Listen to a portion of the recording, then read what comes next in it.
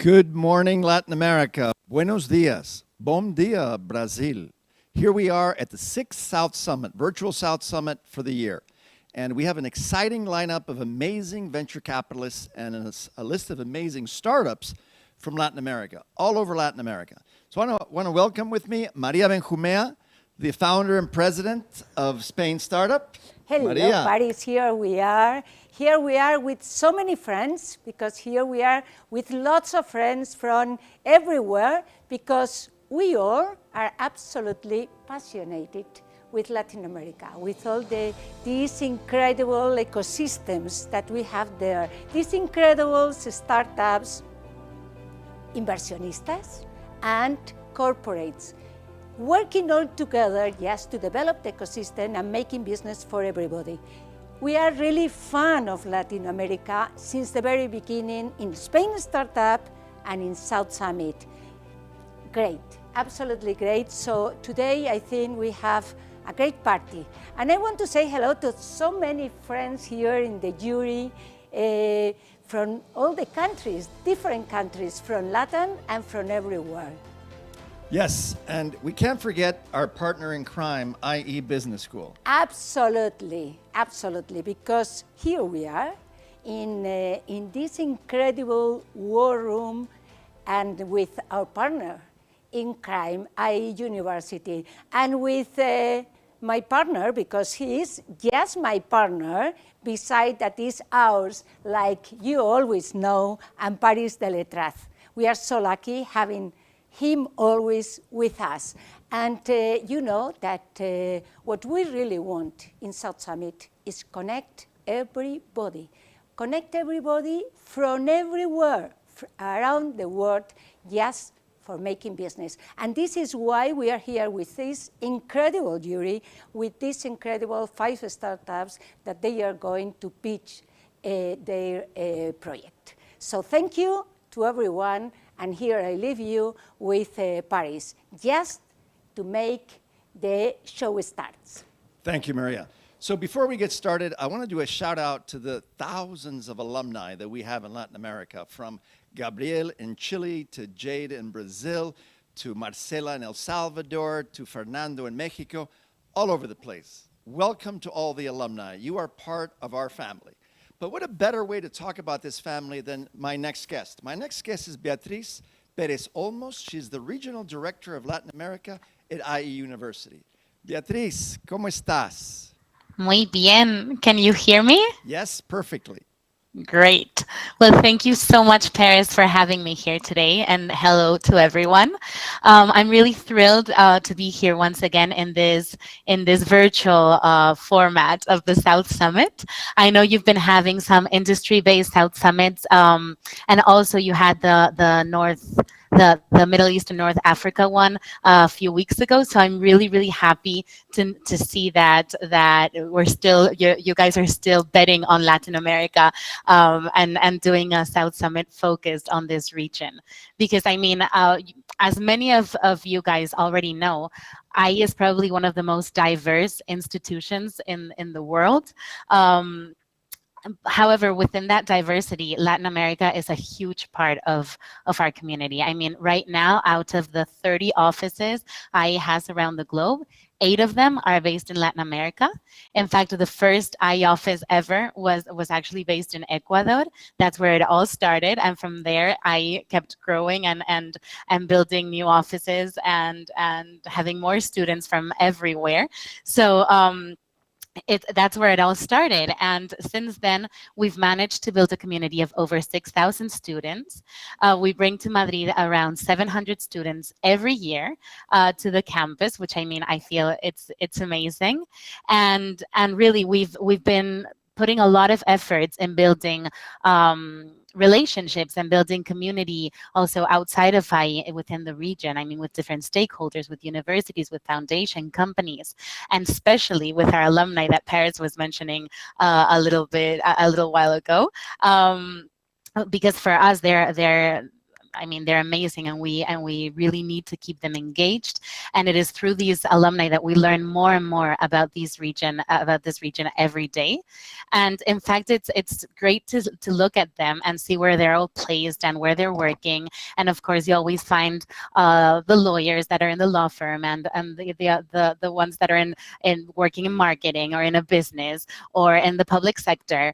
Some have family-owned businesses, but many times, and among a lot of alumni, we find entrepreneurs or people that want to become entrepreneurs. And that's also within our students as well. When you talk to candidates and current students, this is something that is really common among them. There's usually a small or a big part actually of the community that is interested in this.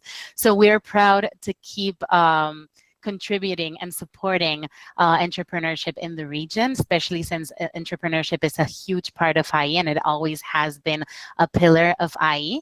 So these kinds of activities for us are so important. In fact, we've hosted several venture days in the region when we could do them face-to-face. We've also had some South Summits face-to-face. And now we've just had to adapt to this virtual format. But especially in a year like this one, with COVID and with everything that we've all gone through, and seeing how COVID has hit especially hard this region. I mean, some of the Latin American countries have been seriously affected by this. I think it's more important, even if possible, to keep on doing these kinds of events and contributing to this. So I just wanted to see that. I hope to see the proactive and creative and this spirit that is always eager to put new things in the table in this South Summit. And I just wanted to wish good luck to all of the participants, and that I'm looking forward to hearing your pitches. Thank you so much. Okay, thank you, Beatriz. All right, well, those of you that know me know that I love selfies, and we're going to get a really big selfie today. So with a big smile from every one of us, because we are going to share with everybody. We have the best jury, and we want to share with you and with everybody. So smile, everybody. Come on. Okay, so we want a selfie here with all the jury, and at 3. Your head. Yes, in LATAM, so everyone can be seen. At 3, I want you to say pura vida. 1, 2, 3. And now another one, so, okay, perfect. Everyone is really handsome, eh? All right, thank you, everybody. Okay, let's get going. We have an amazing program, as I said. We have 5 amazing startups and a jury that is just incredible. But before we begin, we're going to have a conversation with someone who's truly an expert in the Latin American ecosystem around entrepreneurship, finance, funding, you name it. There are few people in Latin America that have this sort of a track record. I'm going to have a conversation with Susana Garcia Robles. Susana Garcia is a recognized expert on finance innovation in emerging markets. She's an investor in seed and VC funds, and a builder of entrepreneur ecosystems, not only in Latin America, but also in the Caribbean. She left the Inter-American Development Bank, where she was Chief Investment Officer and Gender Initiatives Coordinator. Now she's the Senior Partner at Capria Ventures and a Senior Advisor to the Association for Private Capital Investments in Latin America. Join me in welcoming Susana Garcia Robles. Hola, Susana. Hola, Paris. ¿Cómo How are estás? you today? I'm doing fine and very happy to be able to be in this virtual South Summit. Great initiative. Congrats. Thank you. Thank you. All right, let's get going. So I know we're going to get to the point where we talk about what is it like today in Latin America post-COVID or during the COVID time in terms of investments, startups, and the like. But before we get into that, how does a woman, like you have 30 years, almost 30 years of experience in all of this? Tell us a little bit about your personal journey. Well, my personal journey is not the typical one. That's why I like to talk about it, to inspire many. My first degree was on philosophy and education, so not the typical background for a venture capitalist. And yet, because of family reasons, I moved to the States before I could begin really a career in philosophy and education in my native Argentina. So when I went to the US, I was more hooked into the NGO world because of running programs, leadership programs for young women. I always had a special place in my life, personal life, and also in my professional life, thinking about the development of women in their career path. I come from a family in which we are three sisters, raised by my mother and my grandmother mainly. So it was a household full of women and full of powerful women, each one with a very different path. So after a while, I have to confess that I was a little bored in Washington, D.C. It wasn't the Washington, D.C. that is today. So I moved to New York. And in New York, I began advising some countries to the UN, and I was participating as an advisor and fully involved in the main UN conferences from 1994 to 1999. And that pushed me to think that I wanted to stop being in the NGO world. I wanted to get a degree more linked to economic development. And I went to Columbia University and I got my master's degree at SIPA, International Economic Policies. And a friend of mine introduced me to the Multilateral Investment Fund, a new outfit within the IDB. So that outfit was created with the idea of being an innovation lab. We were gonna work with NGOs and private sector to promote economic development in LATAM. And one of the main pillars was to prove that venture capital was a tool for economic development. So I really fell in love with the MIF. I was there for a summer internship, and then I really worked up my way to get a full-time job after I graduated.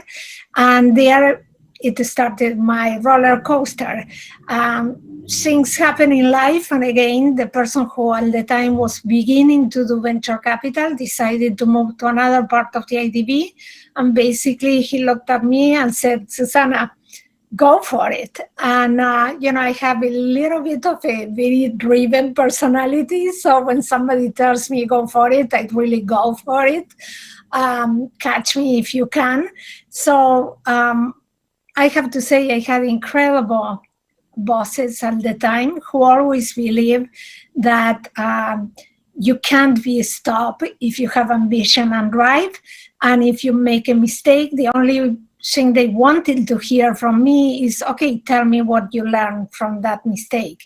This is not so typical in the LATAM culture. So that's why I'm saying it, that this is something that we still have to grow in Latin America. That idea that if you make a mistake, you can still grow and become more experienced if you learn from that mistake.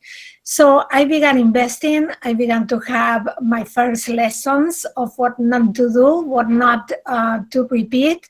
And 20 years later, we had invested in 90 venture capital funds in Latin America and the Caribbean, learned a lot about sectors, about what to repeat, what to focus on.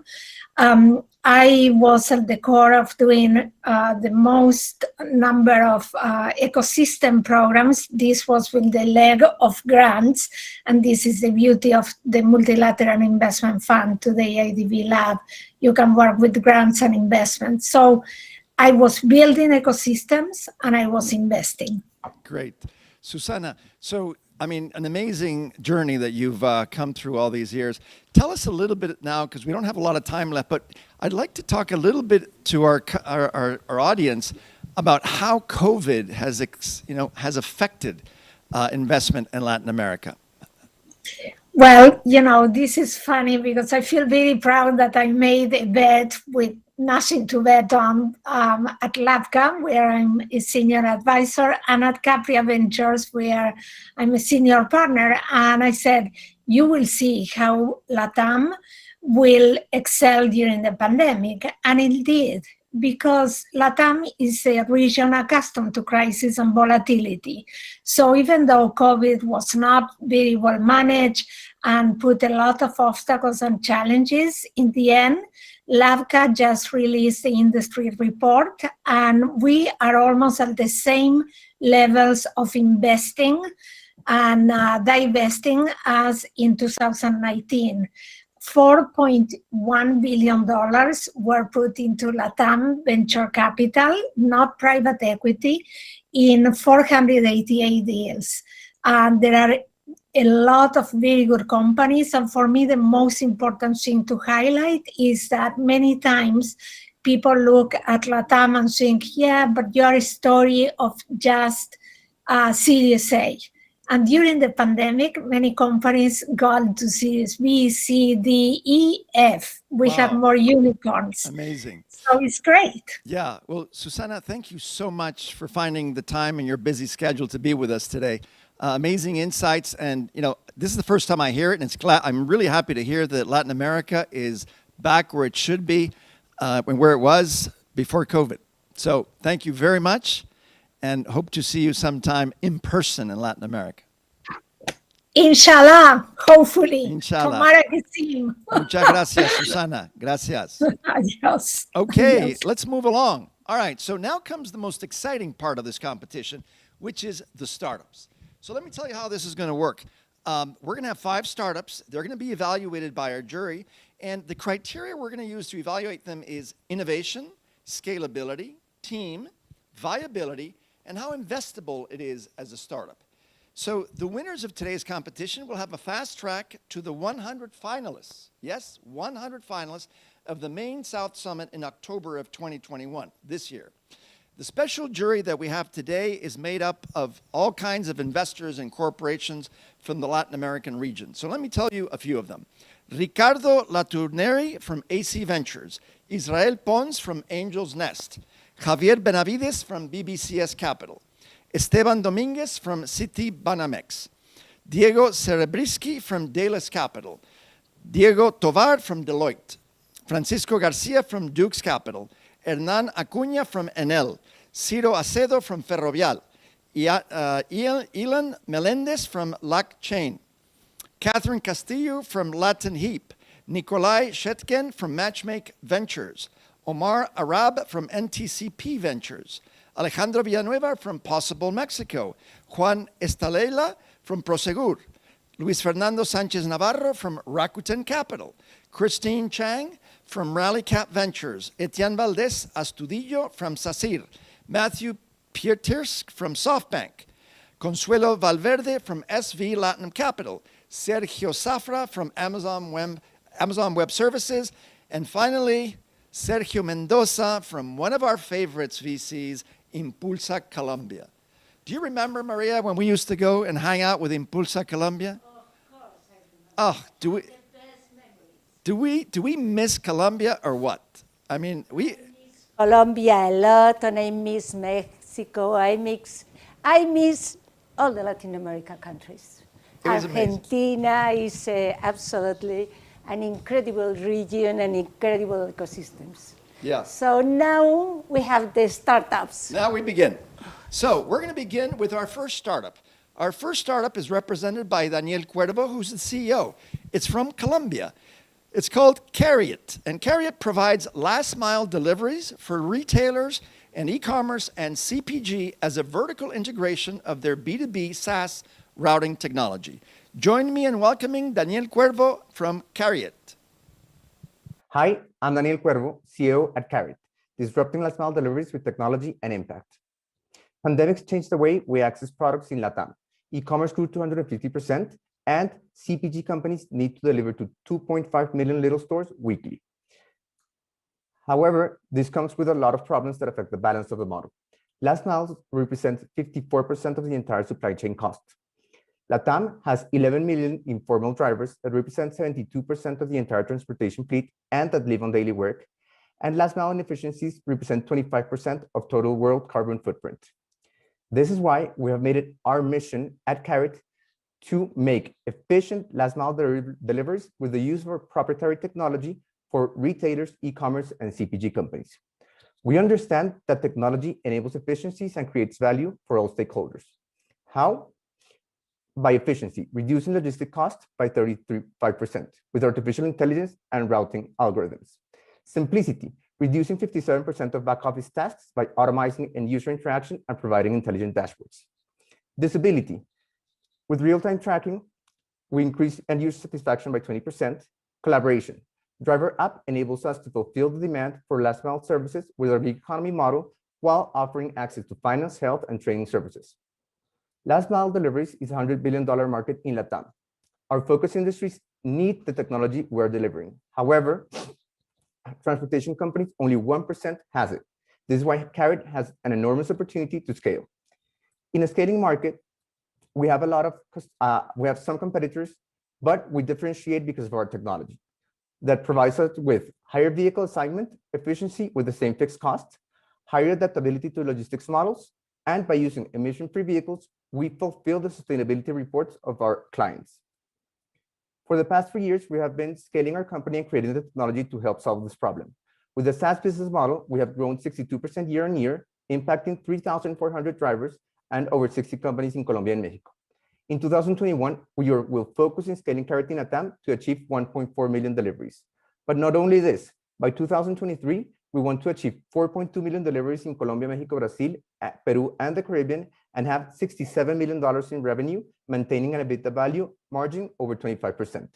We will be able to do this by strengthening our technology and improving end user usability and developing artificial intelligence in our Spanish hub. We'll be able to do this because we have a committed team of over 50 people, with us 6 leading with over 75 years of experience in software development, business development, and international expansion. We invite you to be part of this last mile disruption in Latin America and invest in a company that has shown the ability to create, grow, and make profitable a product while generating environment and society. We're looking for a $500,000 investment in a convertible note. Join Carrot and help us disrupt last mile deliveries with technology and impact. Thank you very much.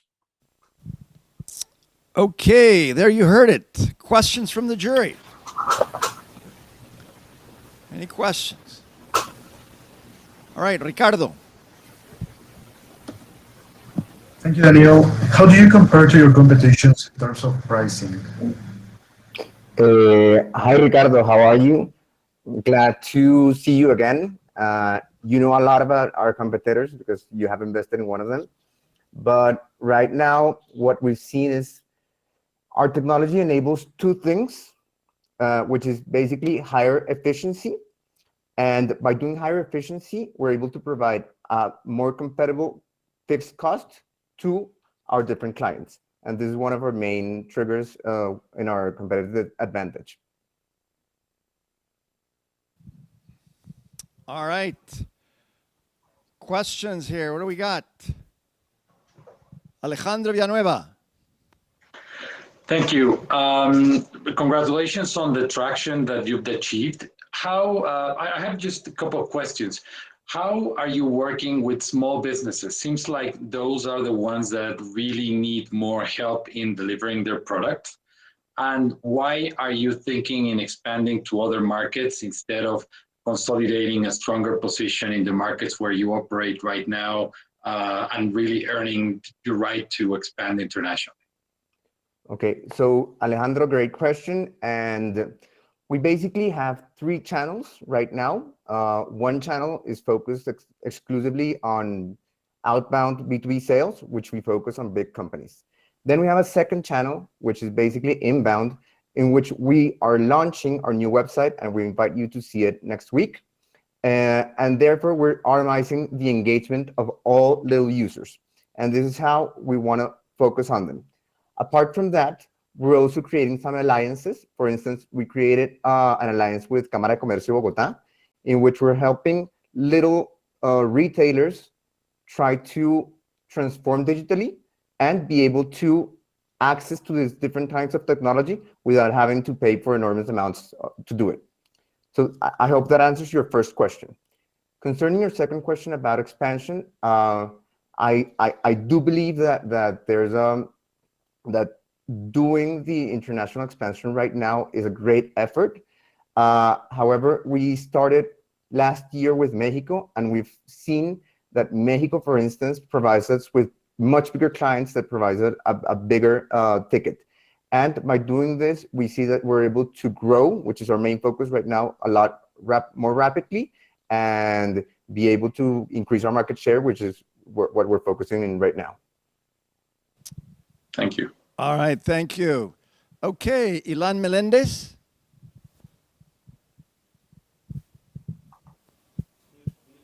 You're muted. Okay, Ilan? I think you can hear me now. Yeah, thanks. Okay, thanks. Thank you, and thank you very much for your explanation, and congratulations for your traction as well. I wanted to understand a little bit better. You mentioned about the flat price beneficiating your customers, and I understand that you are a B2B business, so your customers are actually retailers and in companies. How is that flat price that you are offering to those companies also beneficiating the end user? I mean, the people that is going to receive the delivery. Well, that is an excellent question. And one of our main purposes that we have is to be able to try to focus on the cost of serving, what is called the cost of serving, and the cost of serving for traditional market in consumer good companies is very important.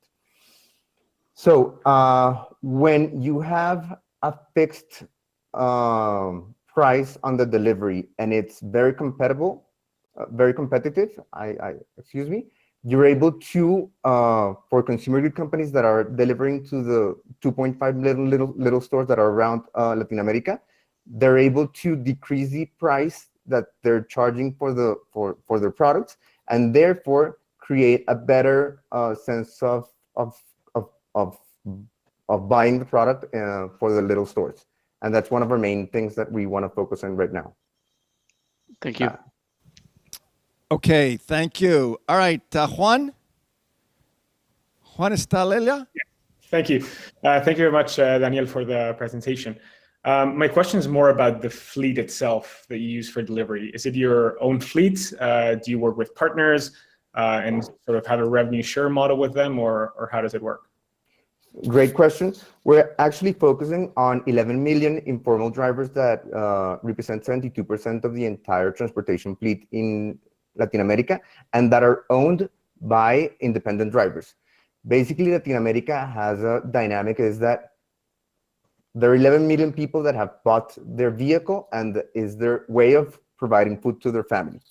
So what are we doing with them? We're engaging them into our platform in a gig economy model. But no, we're not only doing that, but we're creating and improving the loyalty that they have and the service that they provide to us by giving them access to different kinds of services that they lack right now, which are insurance. They don't have any insurance for their life or for their vehicle. They don't have any education because they have had to basically start working, so they stop their education. So we're giving them the possibility to have training in how to be a better driver and how to be able to continue their professional career. And we're giving them also access to finance services in which they are not us, but we're creating the driver app is like a marketplace in which basically we connect them with different people that are providing these types of services for them. And that's how we work. Perfect. Thank you.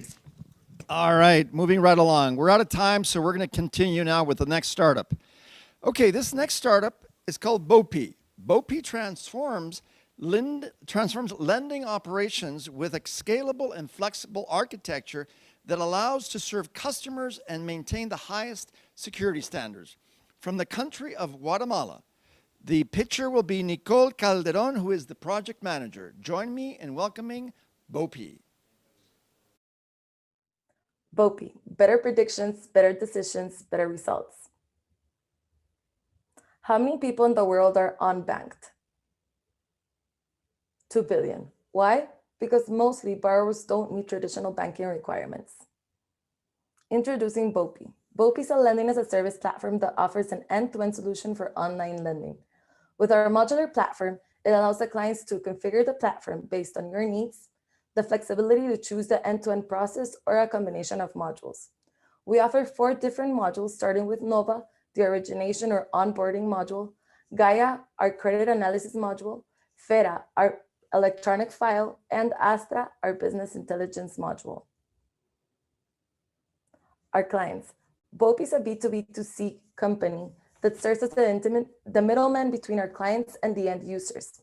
Our clients would be the lenders, which include banks, microfinance institutions, or any other company that wants to lend. The benefits for these companies to include a lending-as-a-service platform is it reduces time, it increases the volume, and it has a more efficient process. For the end users, which are the borrowers, it has a faster results, simple onboarding, and opportunity to apply for credits or different products. Why BOPI? With our different credit analysis and our multi-scorecard approach, we're able to identify the risk profile of each customer using machine learning or AI. We offer 3 different scores depending on the customer's credit appetite. You can calibrate each score to and offer the client different products. First, we have the application score. Second, we offer alternative scoring, and then our internal score. A success story. We offered our lending-as-a-service platform to a microfinance company in Guatemala, and this company has over 10 years of experience in the industry. It has more than 80 agencies and more than 800 employees throughout the country. As they introduce a lending-as-a-service platform, it includes different results. First, an 80% reduction in disbursement time, a 12% reduction in processing time, and 10 increase in the loan portfolio, and a 13 reduction in their default rate. Our team, we are a multidisciplinary team with focus on technology, finance, math, and behavioral economics. Our core is innovation and constant learning, training, and adapting to offer cutting-edge solutions for you. Get in touch. BOPI. Better predictions, better decisions, better results. Thank you very much. All right. Thank you very much, Nicole. Questions? We got Esteban Dominguez. Thank you. Great pitch and a great business model. So how are you planning to maintain relevance in the long term? So we see this software as a service. There is a big opportunity specifically in the niche market of the banks. How are you going to compete with new developments in that sense? So there's a really big opportunity, not only including banks. There's a lot of research that most companies are going to become lending companies and going to offer a financial product. So we think that there's a really big opportunity, and especially in Latin America. As I mentioned before, there's a lot of unbanked or underbanked people which still are in need of having a financial product or being able to have an opportunity to offer this financial products. So I hope that answers your question. All right. We got a question now from Luis Fernando. You're mute. Hi, thank you for the presentation. I'm just curious. I've seen this type of play several times, and where the startups struggle is on the sales cycle, because basically you're selling to a microfinance company and you're asking them to change the most important thing that they do, which is to lend money, right? So the sales cycle takes a lot of time, and then implementation takes a lot of time. And then in order for you to show results, you need people to start getting the credit and then see whether your score predicts to know that. So I just wanted to get your thoughts on how long is it taking you to acquire clients, and how fast can you show results? Okay, that's a very good question. First, we have the support of a very big financial group in Guatemala, which helped us create the inner score that I mentioned in the pitch. So that helped us also be able to introduce BOPI in our platform at a faster scale. Right now, we do have a really long onboarding, not only because the companies or banks or microfinances were changing the way they sell and the way they approach their customers, but also because it takes a lot of time, especially because of politics and other variables to introduce. But we're sure that after a while and the presence we've had with some other clients, we are going to be able to get past this struggle. Okay. All right, thank you. Quickly, we have time for 2 quick questions. Consuelo? Hi, yes, how do you plan to expand, if you plan to expand to other countries in Latin America? Perfect. Yeah, we're planning on expanding on Central America and Mexico, and not only because we see them as a very attractive market, but they also have more people. I'm not sure if you're aware, but we're only a country of 20 million people. So we actually want to expand, and for sure it's in our process. Currently, we are talking with a lot of companies in Central America. It's a slower process, but it's something that's ongoing. All right, thank you. And it's great to see someone from the past. Christine, how are you? Hey, Paris. Hi. Great. So good to see you. Yeah, it's amazing. So you've got the last question, Christine. Awesome. Thank you so much for that presentation. And I wanted to, if you could share a little bit more around how you're thinking about defensibility. So there is a huge trend around buy now, pay later solutions. And I think that's maybe what you were referring to in terms of embedded finance and different types of possible clients that are going to want to be offering digital lending, and you guys can provide that. But I was curious to know if, for example, you could share your default rates or approval ratings. Is it higher than what other clients would have? I know you mentioned on the one microfinance institution that they were able to lower default rates by 13%. How does that compare to the industry in Guatemala? That's a very good question, Christine. It also depends on the credit, the risk appetite of each customer. So we're not the actual company that gives the money out. We're the ones that do the credit analysis. We have these reports. We create everything so our clients can have a better decision when they're actually going to lend the money. So it also depends on the client, because they can calibrate the business rules, they can calibrate the scores. It also depends on their sales strategy. They could have a sales force that's going door to door to ask questions. They could have a call center that's going right now. It could be a self-serve onboarding. So it all depends on their sales strategy and their risk appetite. So those were some numbers for one of our clients, but we do have different numbers for others. It really depends on the client's ability to and risk appetite. Thank you. All right, thank you, Nicole. Thanks, Christine. All right, moving right along. Our third startup. Our third startup is from the country of Argentina. It is revolutionizing the delivery industry by combining technology with the creation of data-driven delivery native brands. Join me in welcoming the founder and CEO of Kitchenita, Alex Bocarra. Hello everybody, I'm Alex, CEO and founder of Kitchenita. Today, most people eat 3 times a day. In LATAM only, that's 2 billion daily meals. Through 3 different channels with their own problems. Meal they cook, it's time consuming. Meal they eat in a restaurant, it's expensive. Meal they buy from delivery platforms, today it's still unreliable. All of this without any data.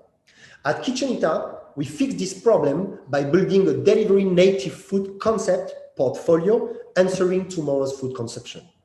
That means we are data-driven from the brand creation to the ranking inside the marketplaces. Our workflows are lean and we have a cooking time of less than 7 minutes.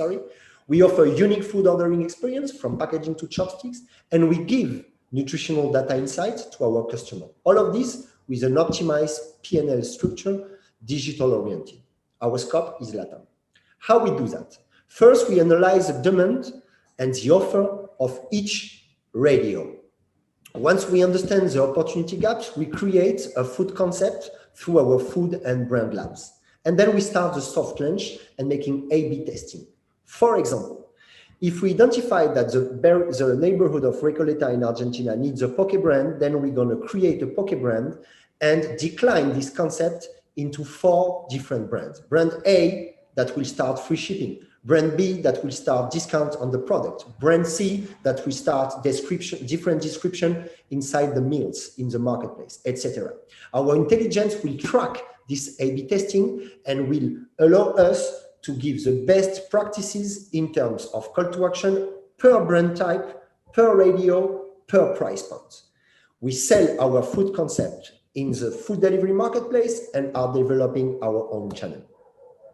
Our brands are clusterized. We are working on vegan brands, healthy brands, street food brands, etc. We do it in-house with different chefs by partnership with big companies like Notco or making revenue sharing model with celebrity chefs like Fernando Troca in Argentina or Juliana Lopez. Our milestone. Today we have 32 brands shipping more than 20,000 meals a month, giving us a $1 million USD ARR. We are growing 20% month-over-month and have more than 30% repurchase rates inside our cluster brands. We are running 9 dark kitchens in Argentina and Chile, in Buenos Aires, Cordoba, and Santiago de Chile. We have a first-class team mixing experience in e-commerce and launching ventures for Rocket Internet experience and data intelligence with Leo, our CTO, Mercado Libre Data Challenge 2020 winner. We are sinking 3 million to consolidate our tech and geographic expansion to launch Colombia and Mexico, consolidating Chile. Kitchenita is not a portfolio of brands selling through delivery, but an e-commerce selling food. Thank you very much. All right, Alex, thank you. Questions from the jury? Anybody from the jury? Ciro. Hello, Alex. Thank you for your presentation. Amazing KPIs. And one question. Who are your main competitors? And the other question is, are you thinking also as another business model to provide your intelligence to other companies? Okay, so Ciro, 2 great questions. The first one about competitors, it's you have 3 kinds of competitors, right? You have traditional restaurants, and it's on the business unit of delivery. It's quite easy to understand our advantage. You have the supermarkets, which is quite funny. A lot of companies now are understanding that the business unit of delivery food is, in reality, is competing against supermarket and not so much against restaurants, right? It's a Netflix cinema dilemma, right? It's not like Netflix. When Netflix went out, they didn't kill the cinema. Obviously, cinema industry was very, very hit, but they didn't kill it. You still go to the cinema because it's a social activity, and now you have like 3D, 4Ds, and other experience, right? And you will still go to traditional restaurants. So we are not here to kill traditional restaurants, and we won't. We are not able to do that. And then you have a third clusters. But yes, sorry to answer that, but yes, you are competing against supermarket, because if I am able to send you a Milanesa in less than 15 minutes for cheapest price than if you go to small supermarket and buy the ingredients, I'm directly competing against supermarket. And the third cluster is the CAS. You know, CAS is kitchen as a service. It's like a direct startups in food tech competing and with a quite similar business model. And against this cluster, we have, for example, Foodology, Robin Food in Colombia. I think the 2 main differentiation we have is like first the team. We have experience in launching startups. I have like 2 years experience in Rocket Internet launching 2 ventures for them in Argentina. And then the tech part.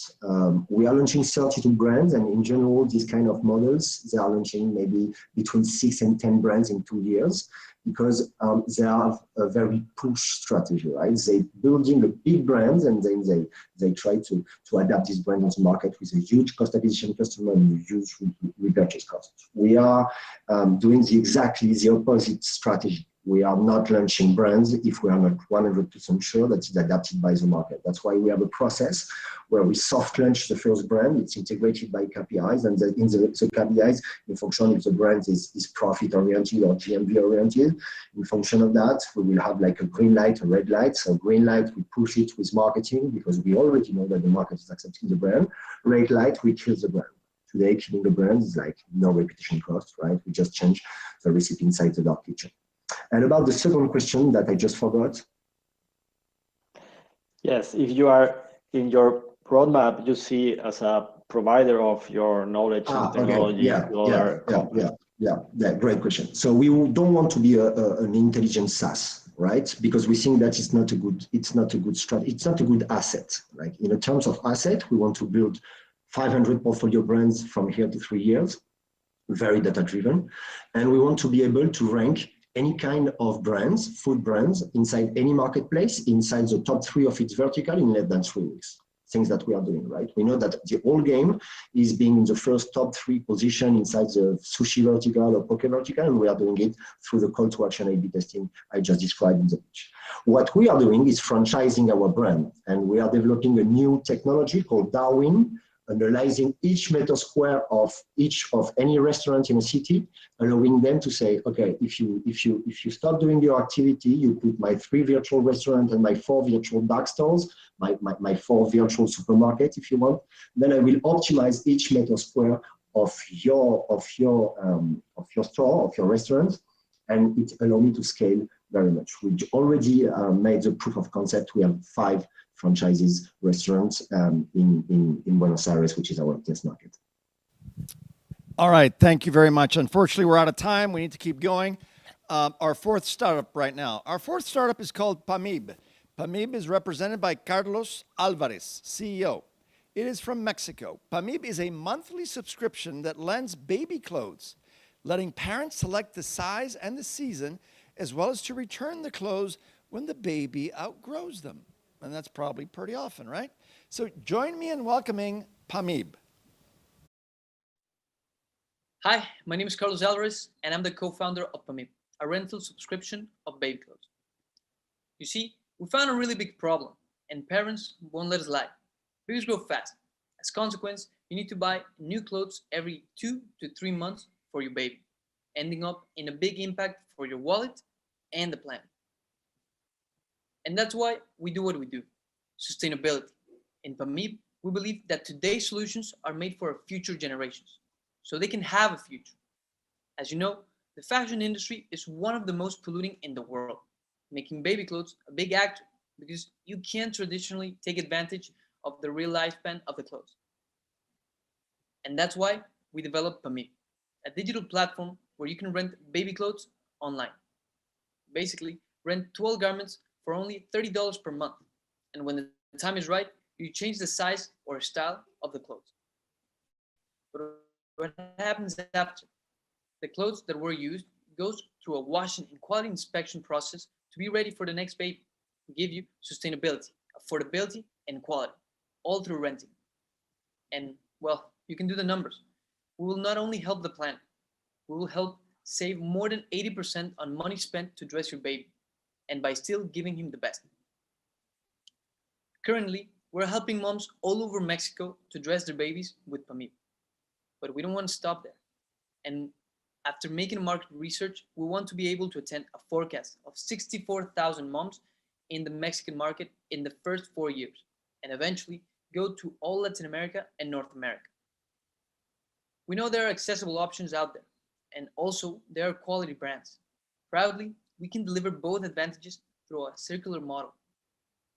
PAMIB is co-founded by twin brothers who are passionate about programming, digital marketing, and entrepreneurship, with mentors with an MIT model for startups, and guided by pediatrics and neonatologists. We're looking for $100K for our pre-seed opportunity in order to scale PAMIB with inventory and digital logistics automation. In the future, we see baby showers, where people don't give baby clothes as gifts. Instead, they give PAMIB subscriptions to dress a better future, which is sustainable and profitable. Hope you can join this journey. Thank you very much. All right. I wish I would have had a PAMIB subscription when I was a kid. So, do we hear any questions here? Oh, here we got one. Ricardo. Thank you, Carlos. Interesting solution. Can you elaborate a little on your expansion strategy? Yeah, of course. Right now, we want to focus on Mexico because we have a little amount of time working, but the idea is to expand eventually to Brazil, Argentina, and Colombia. This is because we managed to create a community of moms on social media, and where they have been interested and asking actively for the subscription. So that's why we want to target those markets.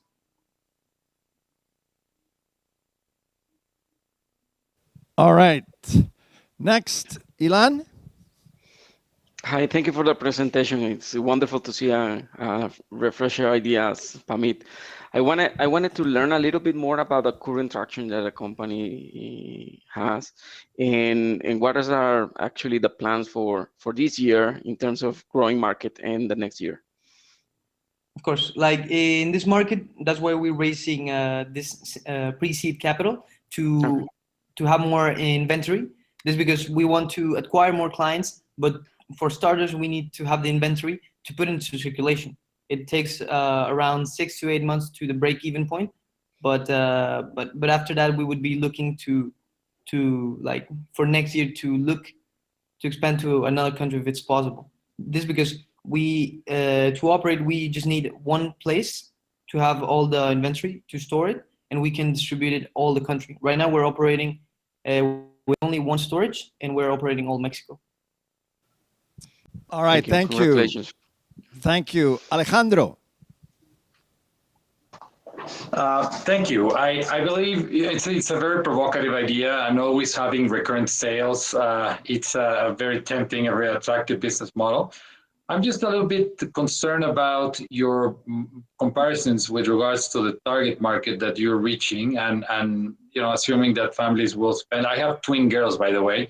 That there is a comparison of spending $2,000 in clothes for the first year. So can you tell us a bit more about who is your target market? So what kind of income level would these families have? I would actually go beyond moms, but what is your actual target? What are you thinking? Yeah, our actual target is mostly moms, because they are, I would say, the person that makes the economic decision in that aspect, at least for the research that we found. It's a mom between 25 and 35 years old that is mostly like in a couple relationship, either married, mostly married, and that have an income like as a unity above 30,000 pesos. That it would be around like $1,500. Exactly. Yeah. Okay. Thank you. Thank you for the question. All right. Thank you, everyone. Okay. This is our last startup. Yes, it's our last one. So after this, the jury will deliberate and we'll have a winner. So this next startup is called Croupy, croupy.org, I think. Croupy promotes inclusion by enabling any person to use their skills and consumption power to invest in businesses, thus creating equity for themselves. Yep, Croupy. And who to pitch for Croupy is Nicole Corradi, the co-founder. From the country of Brazil, Croupy. Hi, I'm Nicole, co-founder of Croupy.org. I would like to bring a provocative reflection. We are witnessing a collapse in the social security system, a reduction in jobs through automation, an accelerated environmental degradation, and an increase in inequity, while the population continues to grow. Everyone in the world must face a challenging scenario about how to reconcile the social and economic development. Are they really antagonistic, or is just an improvement that we need to promote? And far from the polarized and moldy ideological discussions of the last century, we at Croupy.org believe that we don't even need to debate or create laws about it. Today, we already have everything necessary to start a new form of relationship between companies and people, through cooperation platforms. CRUPI means Crowd Cooperation International, and we are a cooperative startup with the goal of enabling people to use their labor and consumption power to invest in businesses, thus creating equity for themselves, while increasing the chance of survival of these businesses. In this way, we create a relationship between people and businesses of mutual benefit. Through us, we create an environment that offers interest-free credits so that companies and people can consume and pay using their workforce. We offer investments that go beyond money, but smart money that generates sales traction, the most important thing for a business. And it is incredible to see that working only 4 hours a month, the equivalent to $20 of investment, with 1 million people, we managed to be the largest investor in the startup businesses in the country. As an insurance, our goal is to offer in 10 years a complementary salary to all participants, promoting basic income even in retirement, without any dependence on governments or charity. CRUPI.org has just launched in Brazil, and we are having an incredible adhesion of people and of small enterprises that are looking to thrive with less risk. We even got support from the Central Bank Accelerator Program as an economic development initiative. But we are far from being safe. As a cooperative, we cannot receive traditional VC investments, so we are looking for sponsors and social funds to accelerate our impact. We are also launching an investment modality for people outside Brazil, which with just $20, anyone becomes an investor in our cooperative investment fund, focused on protecting the Brazilian people and the forests. So no more excuses. Let's be partners. Let's together develop the economy in a sustainable way. Thank you very much. Okay, you heard it. Jade and so many other alumni of ours in Brazil, you can invest in the future of Brazil right now. So, questions from the jury. Any questions? Alejandro. Hi, Nico. For what I understood, you are a cooperative, which I truly love, and it's great to see young people organizing with a different model and coming forward with an innovative project. So congratulations on the cooperative model. Now, tell us a bit more about that decision. What led you to work as a cooperative versus a more traditional startup model? Hi, thank you for the question. I'm here with Felipe. He's the CEO of CRUPI. He's helping me with the English questions. So come here, my searching. Sure. Actually, we created a method of measuring monthly small efforts made by people looking forward to help companies, whether performing tasks or consuming products, which are converted into a digital currency that regulates participation in the organization's investment fund. So that's a way of any person that doesn't have any funds to create equity and have inclusion and the entrepreneurship model. Yeah, we think about it because here in Brazil, especially, we have large poor people and people that don't have any knowledge about investments. So we focus on anyone who wants to invest in his future, in the future of the society. Yeah. We want to promote a new discussion about what is a social sustainable company, and we think that the company that has more distribution in your equity, and how we do this by people creating our own companies, and that's what we promote in Brazil with really nice response of more than 50% daily entry and creating new business and splitting risks and results. Yeah. All right. Thank you. Congratulations. All right. Thank you. Thank you. And sorry, Nicole, that não falo português, but your English is pretty good. It is. All right. So that's the last one of our startups. So I need to remind our jury members, we need you to vote. Your vote is very important. We're going to pick the team that is going to fast track to the top 100 finalists in South Summit in October. So now we're going to have an interview, but I want to remind all the jury members to vote. So let's go into our next panel. This is a conversation with Angel Ventures in Mexico and Colectia. Hernan Fernandez is Managing Director at Angel Ventures Mexico. Hernan is the founder and co-managing partner at Angel Ventures, where he manages deal flow, investor relations, and shares duties in creating value for his investment portfolio. He is also the founder of the largest angel investment network in Latin America. Wow. Gabriel Monroy, CEO of Colectia, CEO and co-founder of Colectia, the first collection company based on artificial intelligence in Latin America. Colectia is a Chilean company recognized as one of the most prominent fintech companies in the region. Gentlemen, the floor is yours. You have 15 minutes. Let's go for it.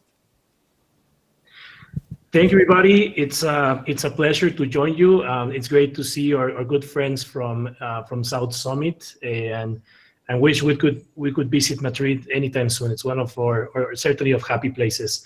Well, it's my pleasure to be here with Gabriel Monroy.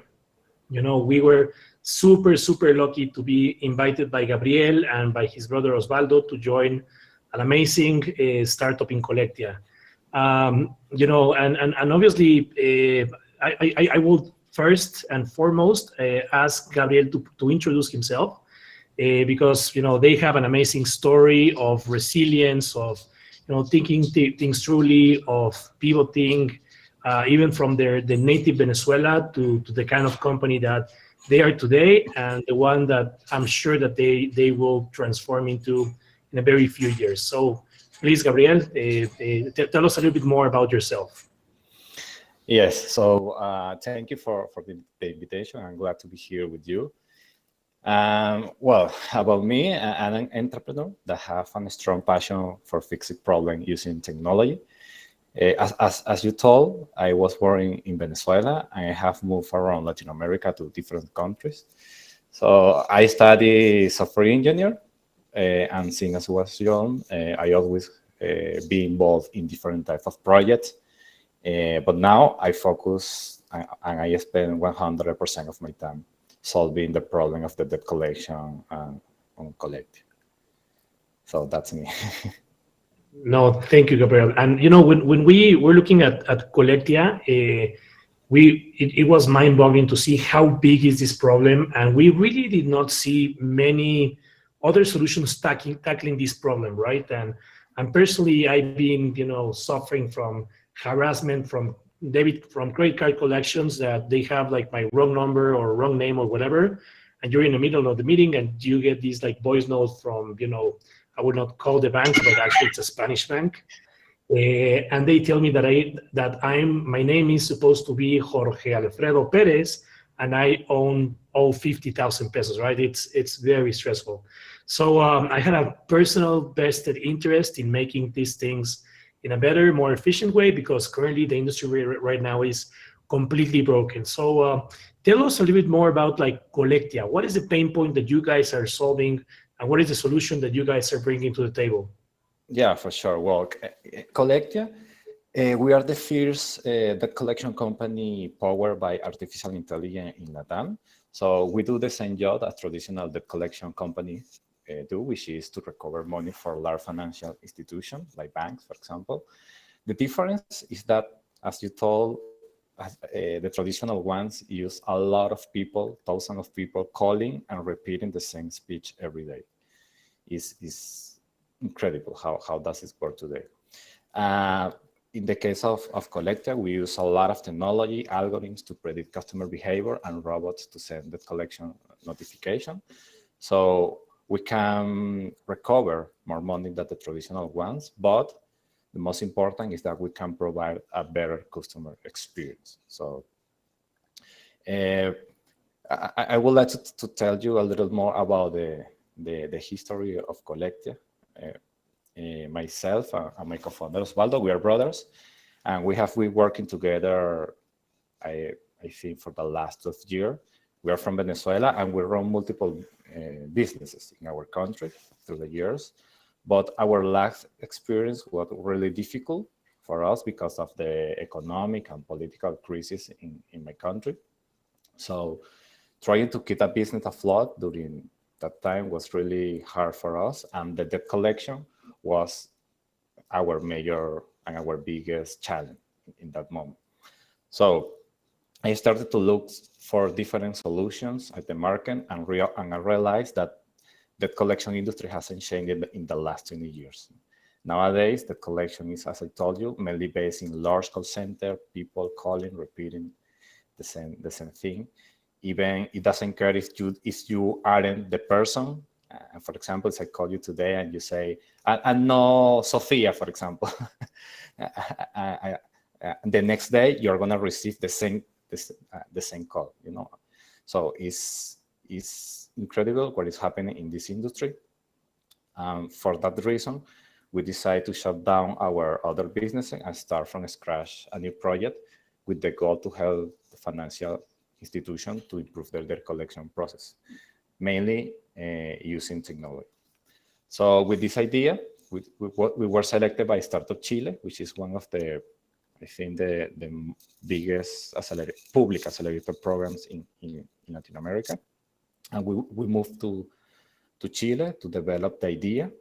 We started by April 2018, and by August, we launched our first version. So we learned a lot about this industry. We build different solutions, different algorithms to predict customer behavior, as I told you. And finally, in March last year, we started a new service model as a debt collection agency because we wanted to make something better. I mean, we started as a software, but we decided that we need to become in a debt collection industry if we want to make a change in this industry. So that's the way how it's become from an idea to a real project, a company. I think that that pivot was certainly one of the most important decisions or milestones that Collectia reached.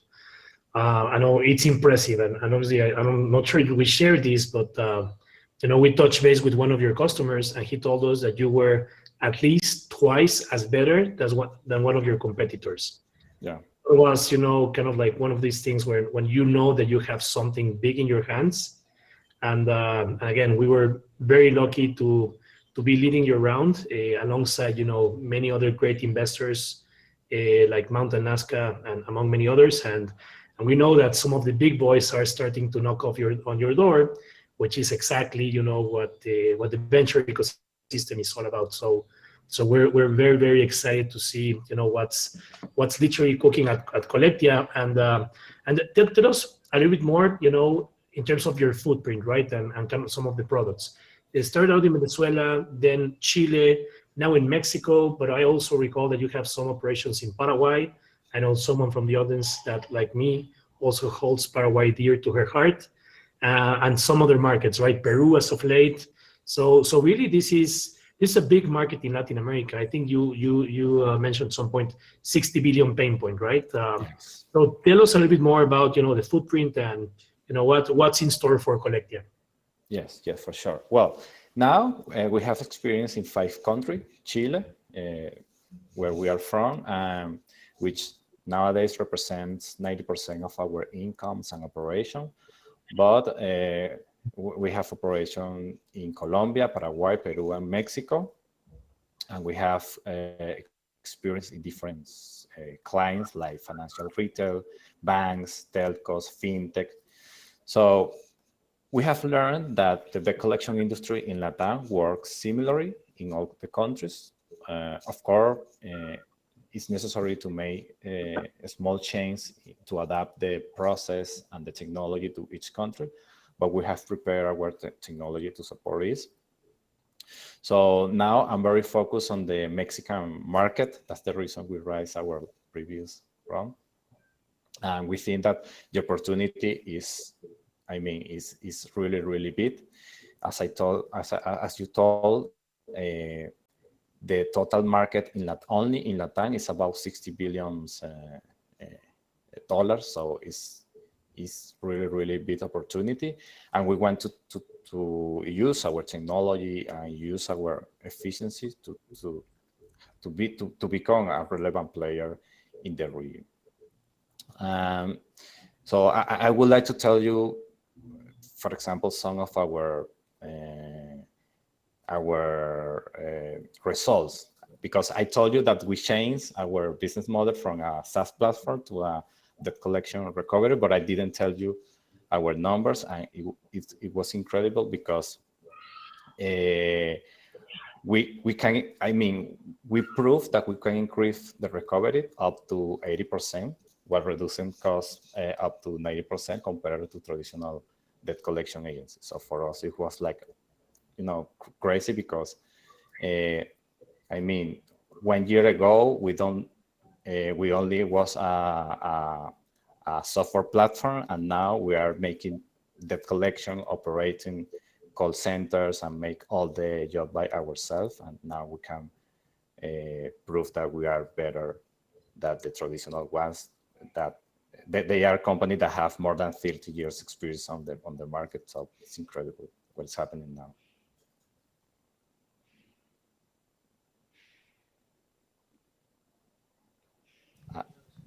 I can hear you, Hernan.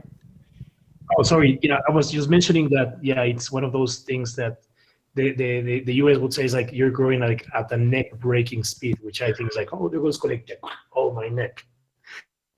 But yeah, no, it's certainly very impressive. And we're running towards the end of the presentation here. A quick question that I would like to ask you is like, what is the milestone for you in this year? And obviously COVID, I would love to hear a little bit more about like how COVID has impacted your business.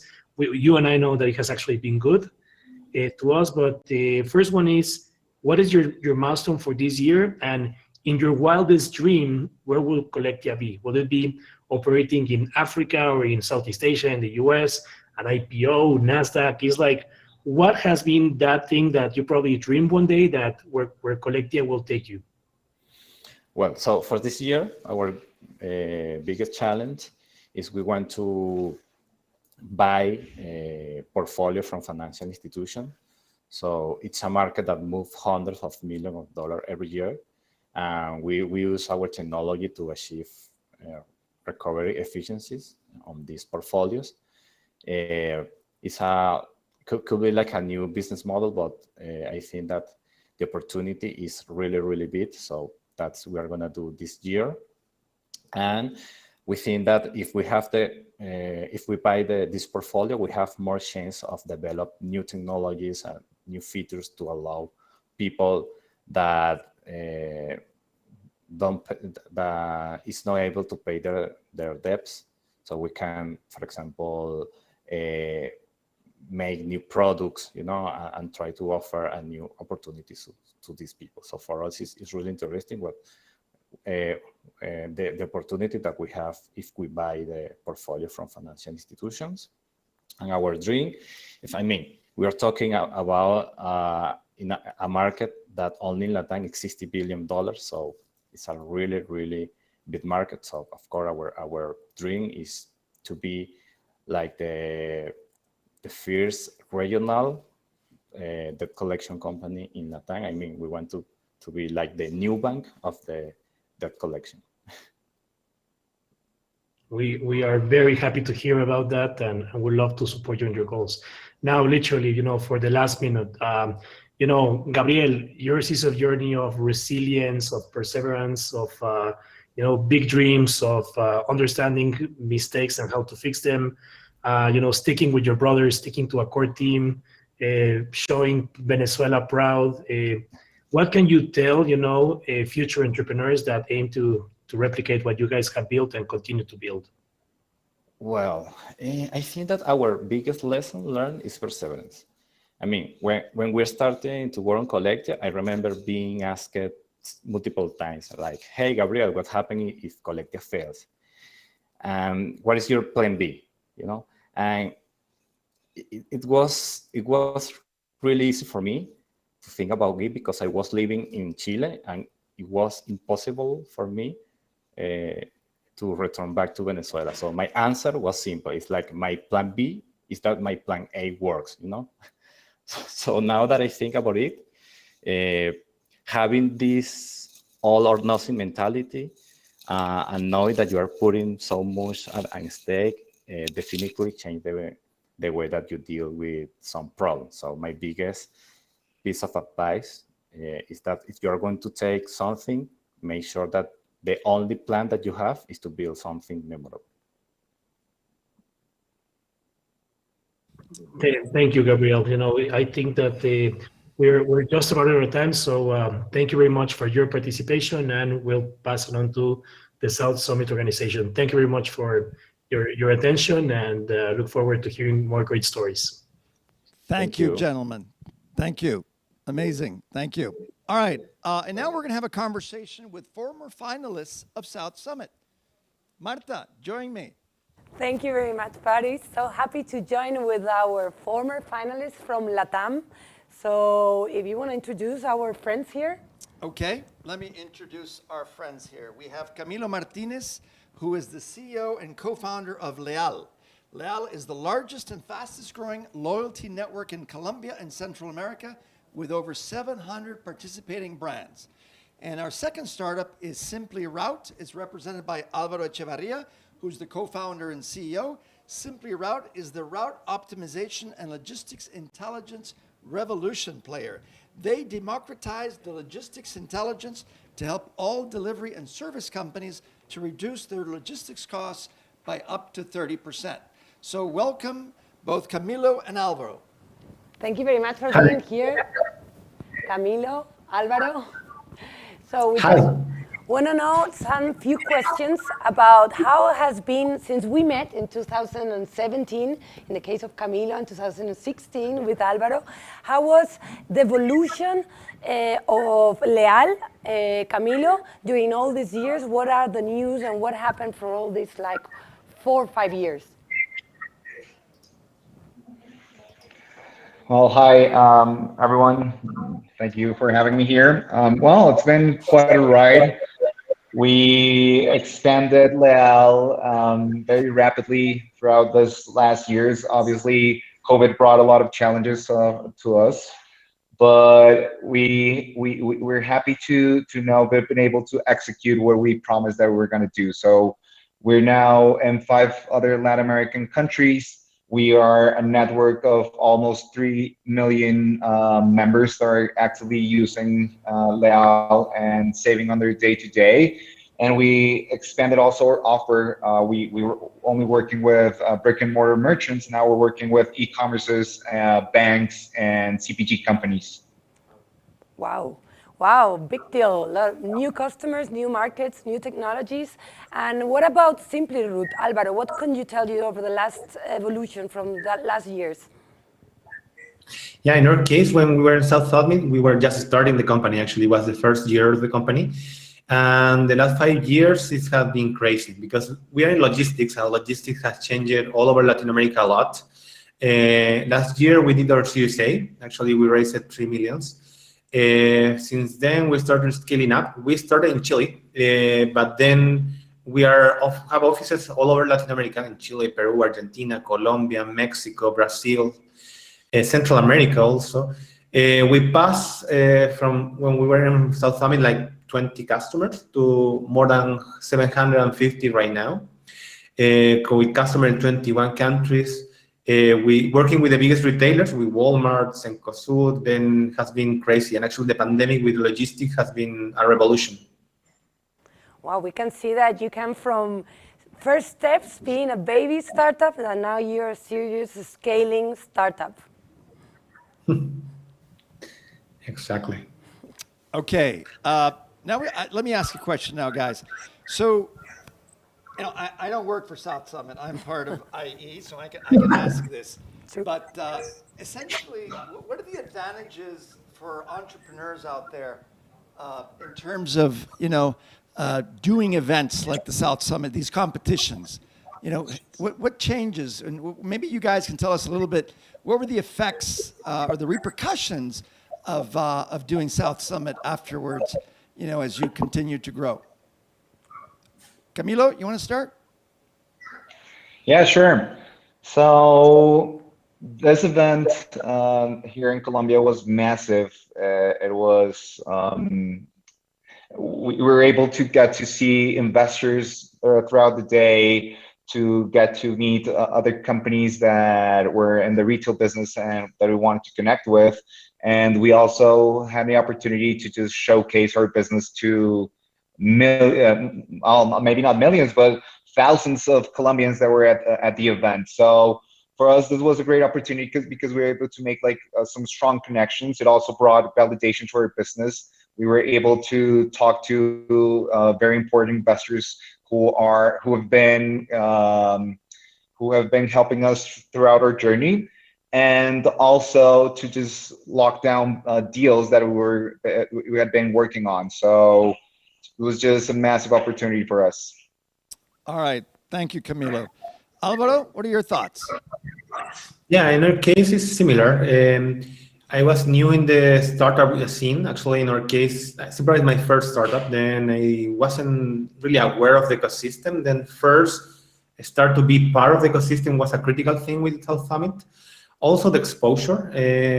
We were raising our seed round in that moment, and actually, South Summit was critical to get connection with investors, potential partners, start seeing things outside of Chile in particular, getting connections all over Latin America, Spain, Europe. Then it was a way to accelerate what we were doing, but with the right connections and people to start helping. Then actually a few investors that invested in Simpero in the seed round, the conversation started in South Summit. Then it's a totally success in our case. Well, gentlemen, thank you very much for sharing your time with us today. And as Marta said, we wish you the best for the next few years. And hopefully you'll come back and tell us that you're a unicorn, maybe. We expect to see you back in 2021 South Summit in Madrid, and we will be back in Colombia, and we will be back in Latin America. Okay. Thank you, gentlemen. Good to see you. All right. Well, this is the moment, Marta, that everybody has been waiting for. You know, I mean, we're not here just to have a good time. We got a real, high stakes situation here where we have a winner that this amazing jury has chosen to go to South Summit 2021 in October. So, can I have some drum rolls? Any drums here? All right. Okay. I have no idea who is the winner, just the team. Give me the winner. Okay, here, Paris, we can see. Our winner is coming from Argentina, and it's Kitchenita, Alex Bocara. Kitchenita, Alex. ¡Felicidades! ¿Dónde estás, Alex? Wow, muchas gracias. Thank you very much, guys. I'm very proud because the level of startups was very high, and all the pitches were great. So thank you very much. Thank you, Alex. Well, thank you. Marta, you want to say a few words before I wrap up here? Well, we are really, really glad to be in here with our friends from IE, with Paris, which is part of the family of the South Summit. He's not paid by South Summit, by the way, but he's part of the family. We cannot be separate of this team. And especially we are very glad of joining with Latin America. You know that we are passionate about going back to Latin America, and we hope that this pandemic will bring us back together very, very, very soon. Thank you, Marta. Now, before we wrap up, don't forget that on May 6th, we have another amazing virtual South Summit, and this time it is FinTech and InsurTech. It's going to be amazing. We're going to have some of the biggest investors from all over the world and the biggest corporations as well. So, with that, yo creo que es hora que hablemos un poco de español, ¿no? Vamos. Muchísimas gracias, pura vida y... AUPA South Summit, AUPA 2021. Let's go, guys. Hasta pronto.